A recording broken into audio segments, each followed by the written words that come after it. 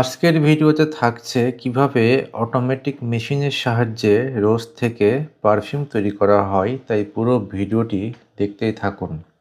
এই আধুনিক রোজ perfume process ফ্যাক্টরিতে পুরো কাজটাই করা হয় অটোমেটিক প্রযুক্তির মাধ্যমে।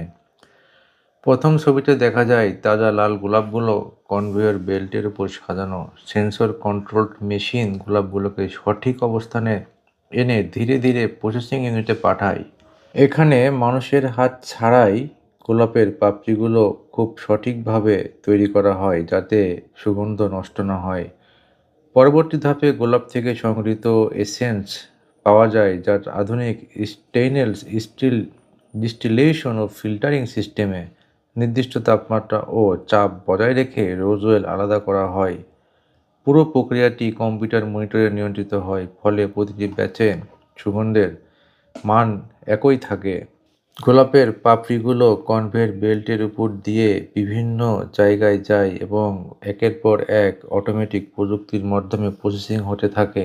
এখন একটি বক্সের মধ্যে সবগুলো পাপড়ি গিয়ে একটি ড্রয়ারের মধ্যে দেওয়া হলো, যেখানে এগুলোকে কম্পিউটারের মাধ্যমে নিয়ন্ত্রণ করে একে গলিয়ে এক ধরনের লিকুইড বের করা হবে এবং সেই লিকুইডটি বিভিন্ন মাধ্যমে ক্লিন করে এবং ছাঁকনির মাধ্যমে দেখতে পাচ্ছেন পরিষ্কার এবং পরিশোধিত করা হচ্ছে, যেখানে টেম্পারেচারের মানটা ঠিক রাখা হয় এবং সঠিক গুণগত মান নিয়ন্ত্রণ করা হয় এবং এইখান থেকেই চলে যায় আরেকটি ইউনিটে, যেখানে বোতলজাত করা হবে।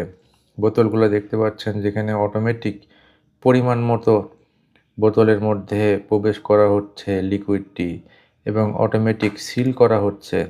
এই সব কিছুই কম্পিউটারে প্রোগ্রামিংয়ের মাধ্যমে করা সম্ভব।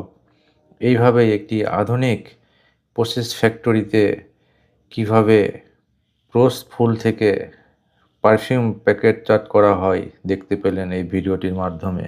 কেমন লেগেছে?